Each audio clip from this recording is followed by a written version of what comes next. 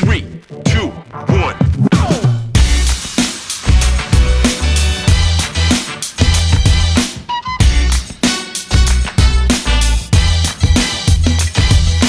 Check it out.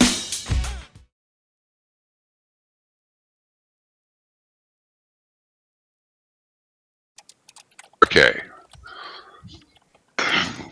First off, a little bit about me.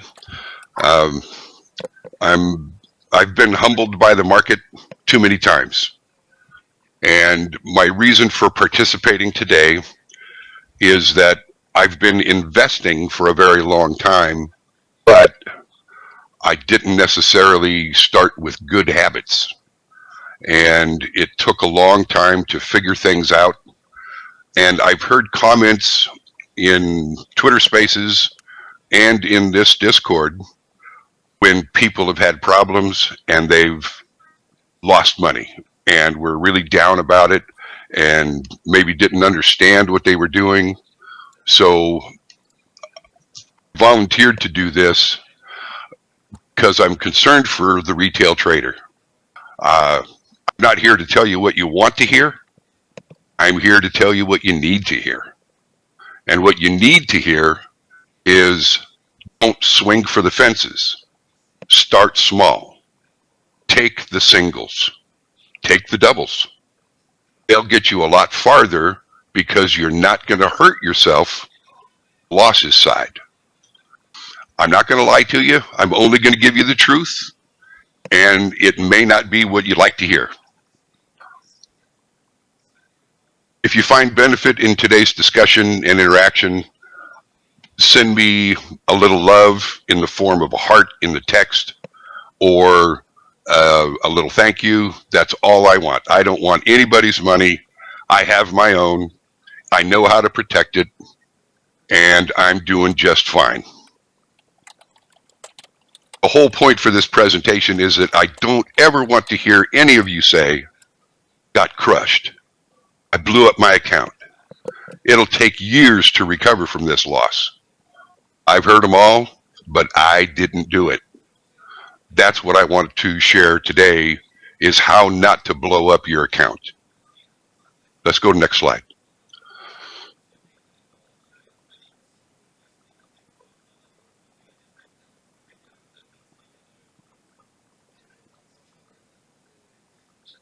Will you copy them, Queen? Oh, thank you. Actually, I can switch over and see it on mine as well. Oh, great. Now that we've got the server set up and my headset's working, that's really it. Okay.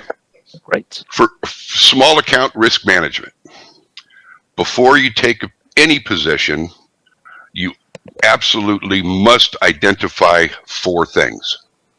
Number 1 is your entry price. Number 2, your risk tolerance stop loss. And you have to calculate that in advance based on your position size. Then you have to know profit target number 1, and that should be based on resistance or support levels on the chart, whether you're going long or short. And then profit target number 2, you anticipate follow through on an upside price movement. And I say upside price movement, meaning that even if you're in a short position or using puts on a particular stock, it's the increase in the price value that you're looking for. Even though when you're shorting something, you want the price of the underlying stock to go down. Okay? Today I'm going to give everybody in the room a challenge. And then I'll give you a week and report back next week, and you can share your results if you want. The challenge is to have a $100 account. That's the best way to begin practicing discipline. Establish your risk at $5 per trade.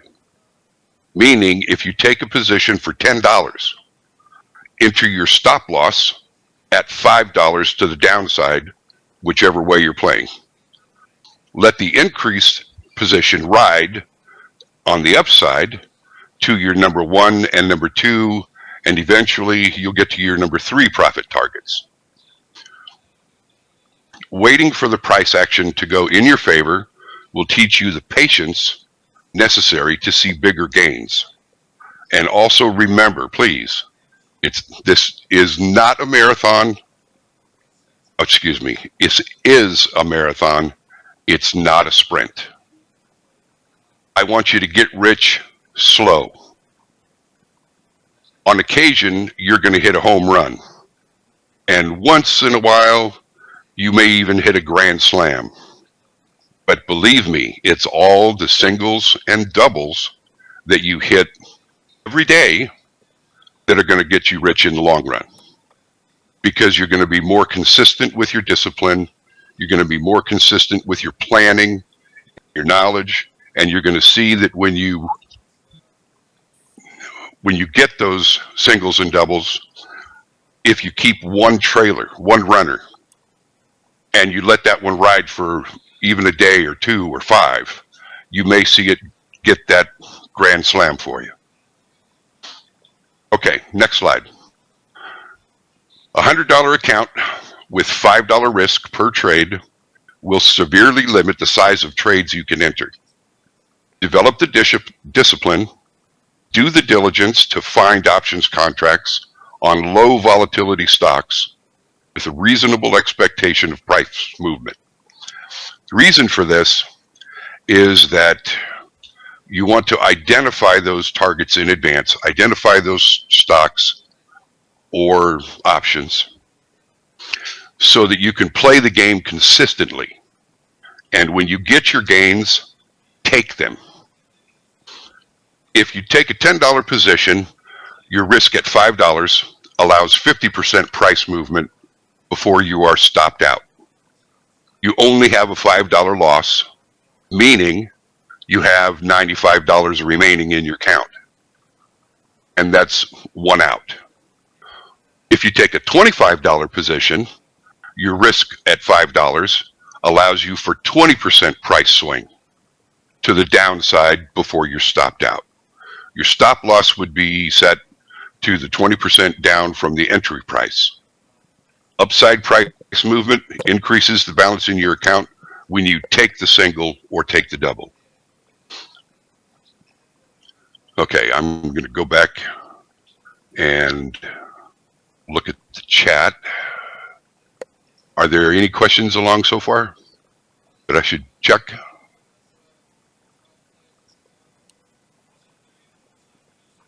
Okay.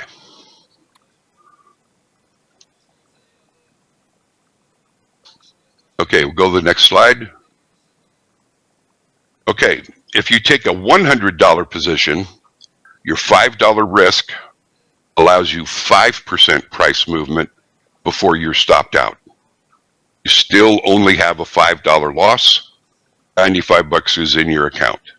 When you do your second trade, if you take a $95 position, your stop loss is going to be at the $90, through $5 down, and that's your second strike or third strike, whatever you're trading.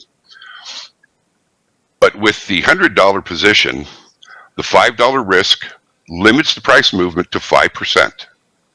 You may get stopped out sooner in the trade, but if the price rises, you have a larger position benefiting from the increase in value. Okay, each of the examples had a different position size, different volatility range, and all had a limit of $5 at risk. I know it's very, very tight, but if you have more experience and you have a larger position, do the math. Do the math to calculate, okay, I've got $500 in my account, but I want to keep my risk low. Well, then you would multiply your risk by 5. So now you have a $500 balance and you're risking $25. That would be your stop loss. And that would be for each and every trade. It's discipline. Learn the discipline, practice the discipline, and as long as you keep your losses small, The singles and the doubles are going to have much better benefit to your account. The key is limiting that risk. Okay, next slide. The $5 risk tolerance means you can make 20 trades with your $100 account before you're out of money. If you put the $100 at risk and you don't respect your stop loss, you could lose a lot more than 5%. Believe me, folks, you don't want to do that. And anybody here that's traded stocks in the past knows it's risky business. But if you take that risk intelligently and reasonably with the same discipline for every trade, you're going to have more gains because you respect your losses and you keep those losses small. Okay, we've covered the rest of that. Excuse me. We had a question, Ronnie. Doc asked, do you recommend trailing stops? When I'm in a trade, I'm paying attention to it. I'm writing it, I'm watching it, and yes, I do take trailing stops. I also start with a stop loss that's, absolute brick wall. And as my single is performed, if I have a $100 position and I have 3 option contracts, when I sell my first at the profit target, I move my stop loss up to my entry price. As the price increases again and I get ready to sell my second contract, I move my stop loss up to my first profit target. Use it like a ladder. At each step you go up on your position and your number of contracts or your number of shares, move your stop loss up each time you take profit. That way you cannot go into the red when you're in a green trade. As soon as it takes that step up and you take profit, your stop loss goes to the entry price. Another question. Oh, sorry. Go ahead. Go ahead. Another question they had, is this more for shares versus contracts, option contracts with $100? Whichever way you like to trade, if you're buying the shares, it's going to be a swing. So if you have a $20 stock and you buy 5 shares and you have a $5 risk, that means that if it decreases to whatever the math is, you have your $5 stop loss. So if the price goes down, by $1, it's time to get out. If the price swings up and you get to 21, say, sell your first share, move your stop loss up to the $20. As the price increases and you get up to 22, 22 and a half, sell your second share and move your stop loss up to 21. That way you're pushing your ladder one step at a time, allowing it to increase. If it swings back down and you catch your stop loss, you're in the red. You're in the green. And you've got a winning trade, and then you say, okay, look for a new plan tomorrow. I don't recommend trading a lot. I recommend trading intelligently. If you have a news item and the stock starts going up because it's good news, ride the wave. Okay, let's go to the next slide.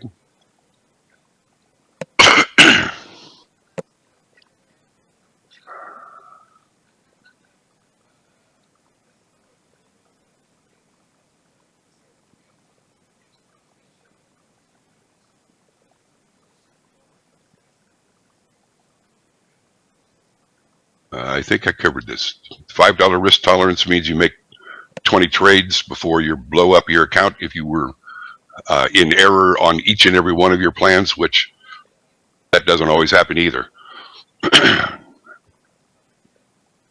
But it's developing the good habits. and staying away from the bad habits, modify your trading practices to be more conservative in your trading. The $5 risk will allow you to let your gains run higher, because as you move your stop loss, you get to protect the rest of your position. Okay, let's go to the next slide. We're on the term It should portfolio. be up now, the long term, right? Yes. Yes, Nice. go ahead. It's showing it. It's showing the long-term portfolio management slide. Yes. Okay. It's kind of funny in the Discord. My trying to see the same screen that you're looking at. It's still not come up. Oh, that. I just think that's hilarious. Okay, in your long-term account, if you're a brand new person, I recommend you open a Roth IRA, and if you have a 401k from your employer, if you're eligible to make contributions at work with the company matching percentage, please review the plan details to ensure that your contributions are matched January through December. Reason I point this out is I got burned. I was trying to do as much as I could into the account to get the company matching percentages. And my December paycheck came and it was bigger than normal. And I thought, what the hell happened here? Well, the normal contribution to the account was made, but the employer had no matching amount for December. So I called up HR, asked them, hey, what the hell's going on? You didn't match my contribution this month. And they said, well, you've reached the maximum allowable percentage of your pay last month. And I said, oh, crap. Then I'm not getting as much benefit as I think I'm getting. And the lady explained, well, if you calculate your 401k contributions based on your salary and you do it for the year, it becomes annual, you see the maximum amount that we will match at 3% or 6%, whatever your contributions are, or whatever the company matching contributions are. So if you do a little calculation, you find out that instead of the maximum contribution, you do the 6% calculation for your annual salary, divide it by 12, so that you get the monthly contribution. Then you limit your 401k contribution to that amount, and then you usually have a non-401k contribution, which is into your 401k account after tax. So you get the benefit, the maximum benefit for the year for your salary, maximum matching every month, and you put $10, $20, $100 in your non-401k account, and you still get the benefit of the growth without tax. And when you withdraw that amount when you retire, there's no tax on your non-401k contributions. It's a real complicated issue, but there's a lot of benefit to it if you're in that situation. Okay, an IRA account, know the limits that you can contribute annually, and that's contact your accountant and get their opinion, because there's some things that can be done with your salary that will affect how much you can put in your IRA. Personal day trading accounts are taxable every year.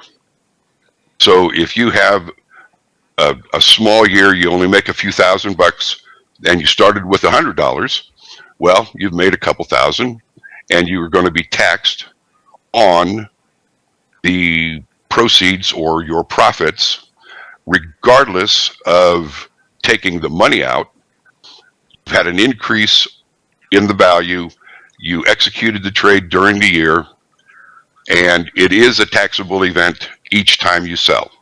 So if you have losses, it takes away from your winnings. If you have a lot of winnings, you're going to pay a little tax. Okay, stocks held longer than 1 year are long-term capital gains available, and that's only when the stock is sold. So if you have a stock in your personal account and you buy 100 shares at $5, you have a $500 value. 1 year and 1 day, if you sell it, it would be a long-term capital gain, and you would be taxed at the long-term capital gain rate, which is currently, I think, 15%. Mr. Biden last week proposed moving that up to 39%. Gee, I wonder why. Okay, learn the balance between a long-term personal account and retirement account taxation when you retire. This is the one that bit me in the ass, and it bites me every month. My cost of capital from my 401k account is taxed at 28% for the federal, 10% for the state, meaning I have 38, for round numbers, call it 40% total tax on my retirement account withdrawals, or what they term as distributions. So if you do really well in your 1K account or your IRA account, it's tax protected the year you make the contribution, but when you take the money out, you're taxed at your current tax rate. So if you have, like myself, I'm only going to use myself as an example. If you have real estate income and you have a pension income and Social Security income, you have 3 sources of income instead of just your 401k account. Earn the 401k or IRA limitations. For example, anybody in the room, do you know at what age you can start taking contributions without taxing, without the penalty? Is it 63? Close, but no cigar. Boo. Rookie, you got it right. 59 and a half. If you're 59 and a half, you can start taking money out of your 401k or retirement account, and you do not pay tax penalty for early withdrawal. A lot of people don't know that. Also, you can start taking substantially equal annual income from your retirement account starting at age 36 if you would like. But each year you have to take substantially equal amounts from the account. So if you take $50,000 from your retirement account starting at age 36, you don't pay any penalty on the early withdrawal until, well, you wouldn't ever pay it as long as you're paying yourself that $50,000 per year. And if you argue with the IRS, you could actually increase that amount every year by the rate of inflation that year. And it would still be, quote, substantially equal. That's in the IRS code under section 72T. I found out about that one after my divorce when my ex-wife was getting her retirement payout from my retirement account, which actually we transferred over to her when the divorce was final. But because she took substantially equal annual payments, she never paid any penalties on that. Worked out well for her. I know, but nobody tells Donk's wife that.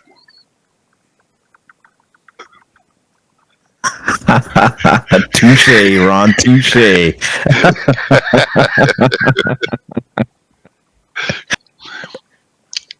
Okay, let's go next slide. Excuse me, let me get a drink of water. As you grow your account, remember to place 20 to 40% of your winning trades in a cash interest-bearing savings account so that you can cover your tax obligation the following April. I can't tell you how many times I've heard people say they got bit in the ass in April because they made $100,000 in crypto the year before, or they had a big gain and they spent all the money. Well, folks, sooner or later you got to pay the piper. So if you want to really protect yourself, I recommend doing a monthly 50% withdrawal from your trading account of your winnings into a cash savings account to pay your tax the following year. It's a good practice to get into, and it also helps with your conservative discipline. Eventually, as you make more and more deposits to your long-term account, be careful to choose a small number of multiple stocks, meaning 3 shares of GE. This is just an example, not a recommendation, not financial advice. Buy 3 shares of, for example, General Electric, 1 share of NVIDIA, 2 shares of AMD, 1 share of Apple, okay? But it's going to be companies that are dividend-paying stocks and or growth stocks for your long-term hold account.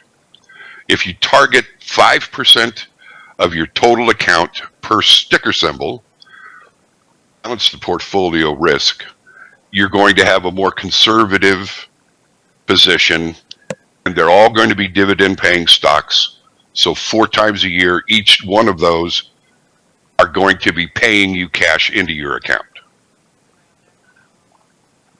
Okay, know the difference between hodl and hold.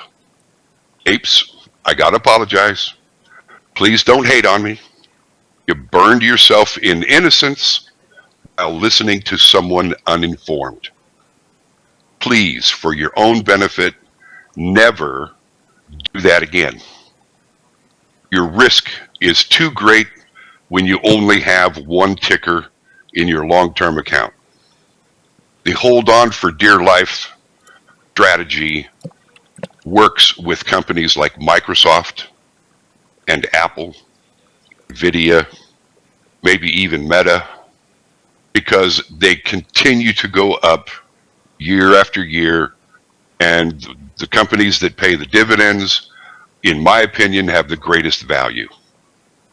Ones that are going to give you the benefit of not just the growth over time of their company and your company by holding those shares, but also because they're going to pay you in cash so that you can buy more shares of that same company, or you can pick other companies to purchase. Okay, next slide. If you do the diligence in advance, as taught by Low-Key and Stonk in the Due Diligence for Dummies class, pick companies in advance, determine which stock ticker symbols you want in your long-term portfolio. Take ownership of your portfolio. Own it, because you have to have $500,000 to get help with your Fidelity account. So you have a lot of learning to do and a lot of deposits to make before you can get, quote, professional help at the big brokerage houses. It'll help you to know in advance what companies you want to own, and it will simplify the allocation process for when you put money in your long-term account. And once a year, you should balance your account for overall risk, trim the losers, meaning sell them, and increase the allocation to the dividend-paying winners or growth stocks. Oh, damn it, spelled allocation wrong. Anyway, the point is that if you do the diligence and choose your companies wisely that have a 3%, 7%, even 15% dividend rate, those are going to be the companies that are going to give you the maximum benefit over the long term. because yes, they're going to grow in price over time, and they're paying you the dividends along the way. Okay. Now I can go back to Discord. So far?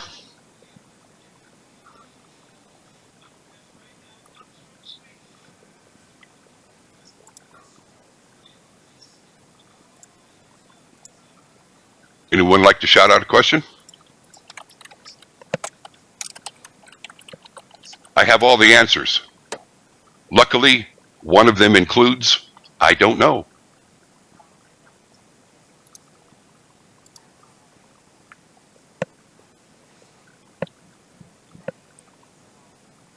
I saw, how do you scan for volatility?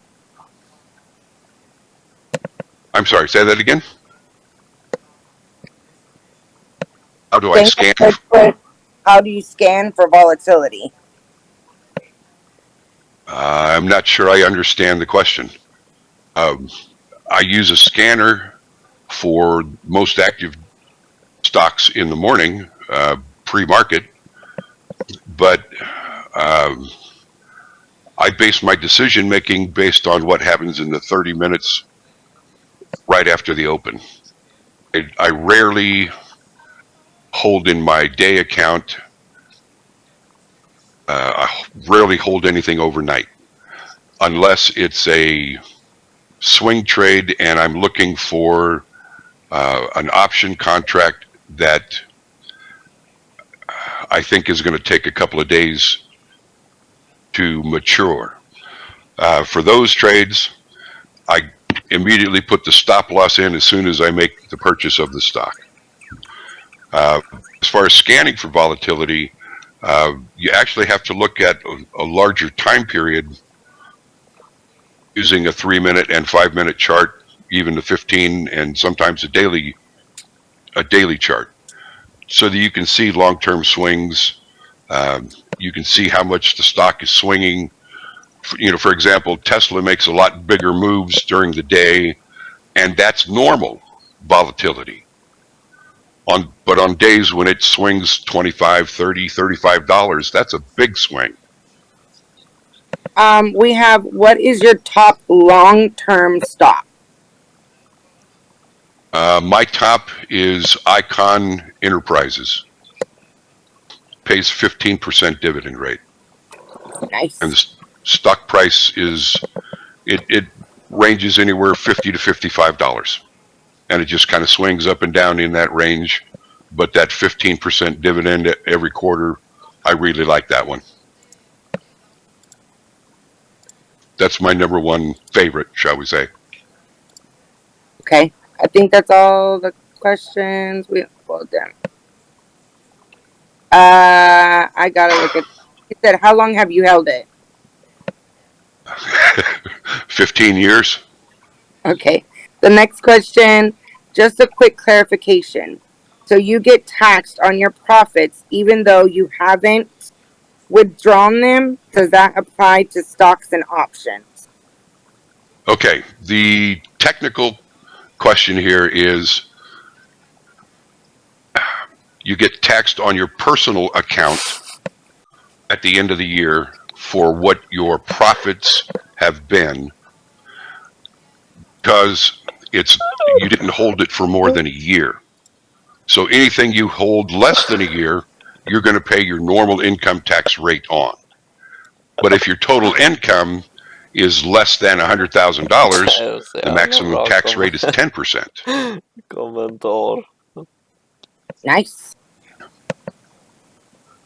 Okay, yes. So the tax would apply even if you don't withdraw the money because it's in your personal account. It's still a taxable event. Okay. Yes, it applies to stocks and options. Yes.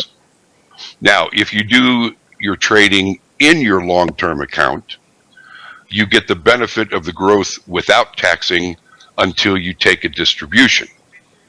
So if you make $200 in your long-term account trading stocks, there's no tax on that amount, even at the end of the year, because it's in a tax-free account until you take the money out. Does that make sense, Lex? Yes. Okay. Okay. All right. I Well, think Yoda. we're done with questions for now. I think Po Yoda had a question. Oh, okay. Do you have stops on your long-term accounts or your long-term stocks? Yes. If the market's going to drop 20%, I don't want to participate in that.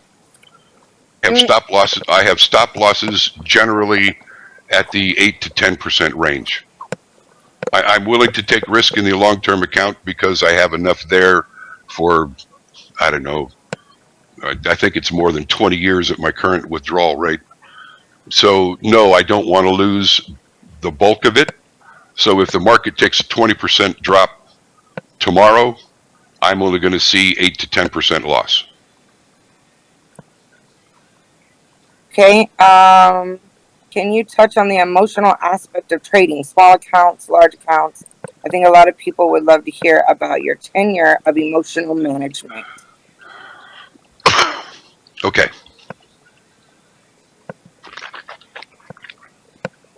I started investing in 1981. Most of you folks in here in this room probably weren't even alive then. I know Stonk wasn't. Anyway, how I started was very conservative.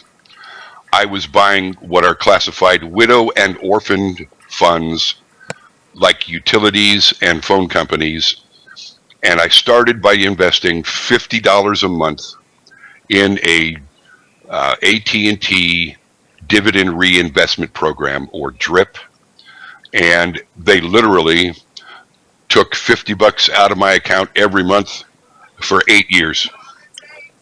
Over the course of time, I increased that amount to 100, then 150, then 200, then 250. So at the end of the 8 years, yeah, it was a fat account. I also started with Southern Cal Edison, which later became Sempra, and I also did during the AT&T split up in the mid 80s. When they split up, I had a little bit of Southwest Bell, a little bit of Southern Bell, a little bit of SBC Global, and then other companies split off of that. Companies like Vodafone and Sprint. Sprint was a real good one. I bought my original batch at $20. It was paying $100 a year dividend, and after 8 years, the $800 dividend and the price increase took it up to $80 a share, and that participated in the cash account for the divorce distribution. It says, how do bonds safeguard your 401k through a recession? How do buys? Bonds? A quick story.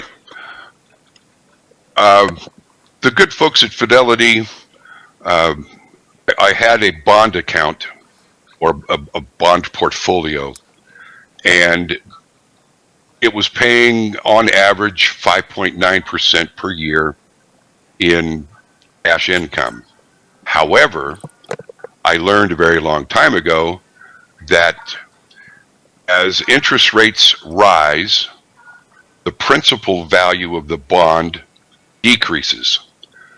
So if you have a 1% rate bond and interest rates go to 2%, the value of your bond, instead of being $10,000, is reduced, make up the difference in interest payments, maturity, for the increase in the current market interest rate.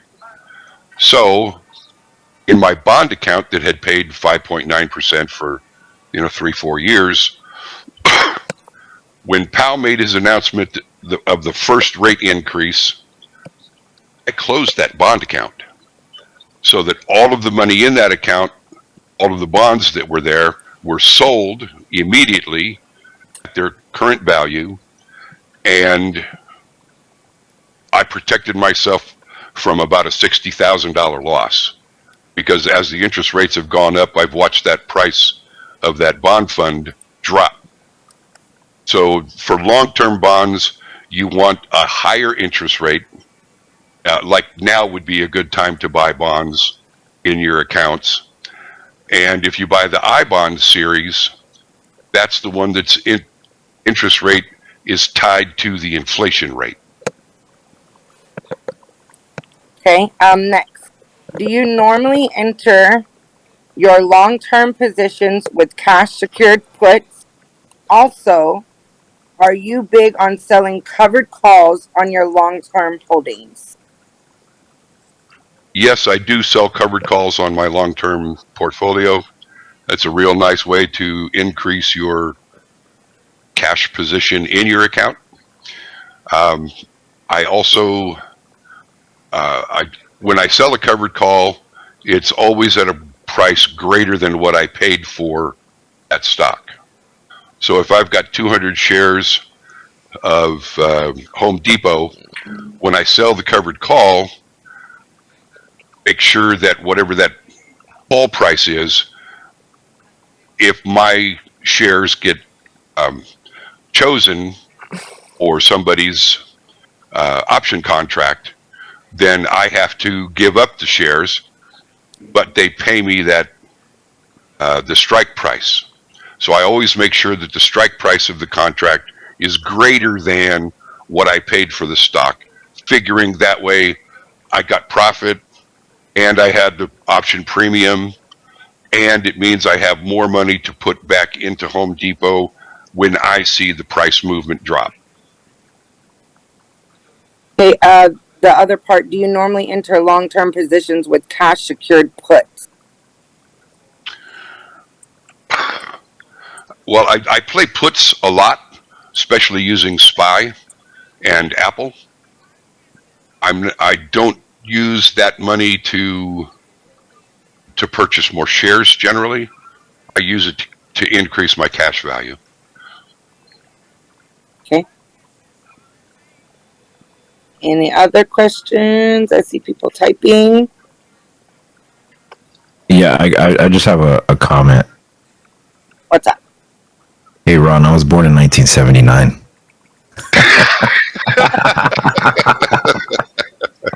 So you've been trading since I was 3. Okay, cool. Love you, man. Thanks for teaching the class, dude. I really appreciate it. Certainly, my pleasure. We have another question. If those covered calls happen to drop in prices early, do you buy them back for profit?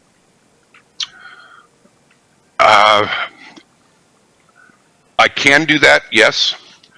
But what I've found so far is that about 90% of my covered calls, A, don't get called, and B, expire worthless.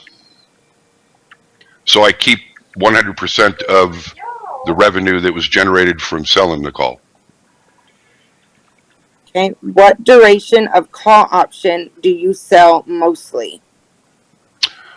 It depends on the stock. Sometimes the stock ticker symbol only trades options once a month, and that's for companies like Ammo, POW, POWW. They only have monthly option calls, monthly options auction. But for something like Apple that has weekly, I sell the calls on Friday, and since it's been going down in price, it's easy money for the following week. Okay. What was the biggest lesson you've learned from all your years of experience? Protecting the losses, what I talked about all day today.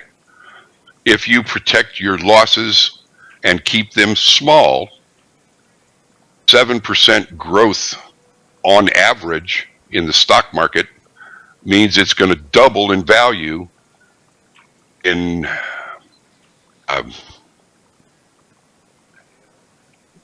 15 years, 10 to 15 years, it doubles. The value of your entire portfolio will double. But most people don't have the patience to realize that that long-term 7% gain is actually 0.58% per month. Gotcha. That's patience.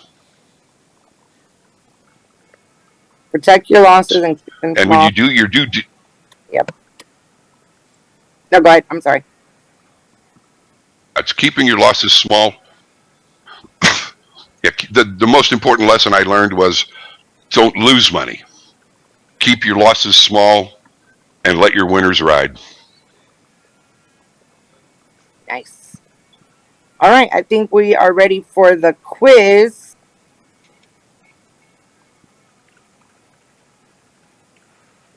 All right. You got your quiz questions ready? Ronnie? Yes, I'm ready. Okay. So just a Can you? reminder, the quiz questions you have to answer in the text section. So make sure if you don't know where the text section is, DM me right now. I'm looking. But if you look on the top right hand corner, you'll see the little emblem for messages. You cannot voice the answer. You have to text it in there. And you can start answering as soon as he starts talking, whatever. A lot of people do that to me. As soon as you know the answer, the first one that gets the correct answer gets the point, and the one that has the most points at the end will win the quiz, get the certificate, get a chance to win the cash prize, etc. Are y'all ready? Get your typing fingers ready. All right, go for it. How many questions do we have? I've got 5. Okay, let's go. Let's go. Okay, first question. Or are you going to handle it, Klondike? You can ask the questions, and we'll keep. Just be looking in the chat to see who gets the first answer correct, and then we'll Okay. keep the points. Okay. Okay, the first question is, when is it appropriate to say, I blew up my account? Oh, damn, you're fast today. Are you seeing the answers, Ronnie? Yes. Okay. The angle is first on my screen, but it's a very close call. Yeah, that's how I saw it too. Okay. So Danglewood got the point for that. Yes.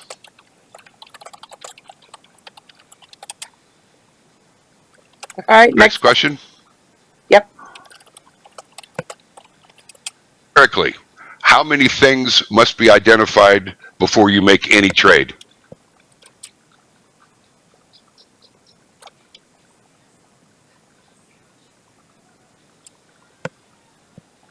Okay. What's the correct answer? 4. All right. Jung got that one. Yep. Yep. Dang, y'all so quick. All right. Okay.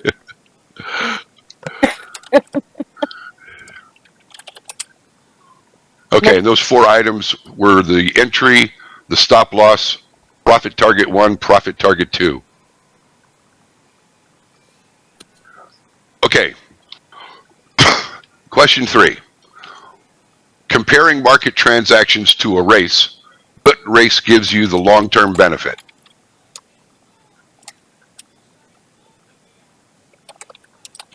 Post Mod Guru got it first. Marathon. Yeah. Dang, these are good questions.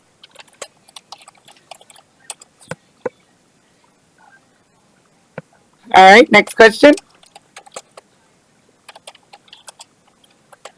Okay, when taking a $5 risk on a $10 position, what percentage of freedom does the position allow prior to reaching a stop limit? Danglewood got it. 50%.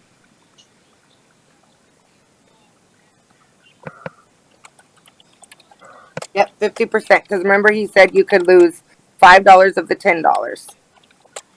Okay. Yes. Next question. Okay. When depositing cash in your new long-term portfolio account, what percentage target allocation is appropriate?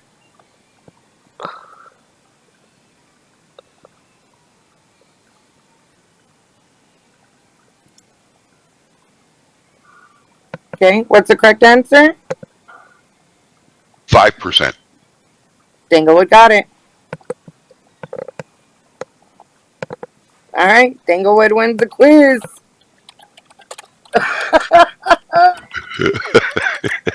This was an awesome class. You did so amazing, Ronnie, and oh my God, you had them interacting like crazy. You even got Lex to talk. I've been knowing Lex forever, and he comes to these classes every time, and he never types or says anything, and you got him to open his mouth. Cool. Welcome, Lex. All right, any final questions or any, final things you want to share with us? I hope you let me participate again sometime. Oh, yes, absolutely. That's a no-brainer. Yes. Hey, thanks for your time, Ron. That was amazing, man. And It you really motherfuckers, Yeah. you people with the fast fingers, I'm gonna work out my fingers. I'm gonna go do like some finger push-ups or something. And I have to point out the learning and growing together, the bridging the gap. I met Stonk and Loki being an ape. And guess who I met Ronald through? Stonk and Loki. So all of us coming together, bridging that gap, learning and growing together. I mean, it all comes full. So it seems to be like Stonk and Loki are right smack in the middle of there. So I love it. Definitely make sure y'all attend DD for Dummies. They are definitely, a crucial part of the community, retail. And so, yeah, I'm super, super happy. I meet the best people through them, like Ronnie. Thanks, Queen. Hey, and just public service announcement: we had to cancel D for Dummies tonight because there's a Girl Scout cookie booth that must be tended to. So go buy Girl Scout cookies. Today's the last day. Dang, don't tell me that. I'm on a diet by telling me that. They're so good. The mint ones. The mint. It's only once a year. It's worth it. I know, right? Thin mints. I know. Okay. All right. Well, y'all enjoy the rest. Oh, sorry. Go ahead. Hey. Oh, no, I just want to let you know I sent you that video to your DMs in Discord. Oh, yeah, I saw it right now, but I couldn't. Oh, I'm going to turn it off. Yes. Okay, cool.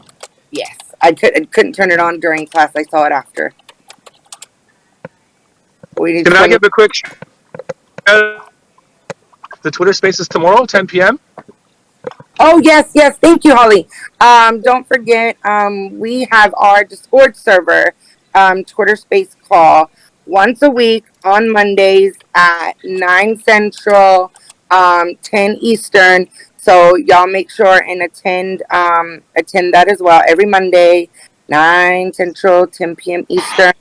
Be there or be square. And Apes for Change also has their Twitter call about 7:30. And DD for Dummies on Sundays. What am I missing, Stonk?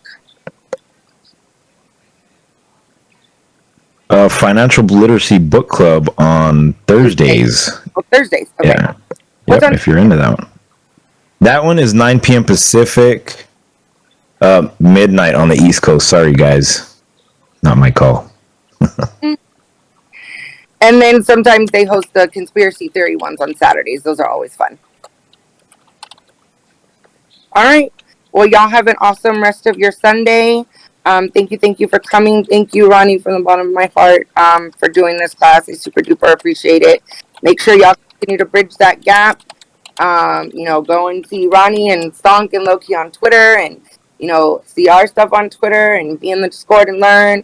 We're all learning and growing together. It is the best. All right.